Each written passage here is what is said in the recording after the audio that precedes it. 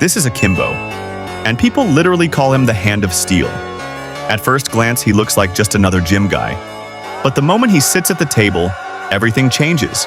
He doesn't chase big biceps. He trains what actually matters. And just like that, the match is over.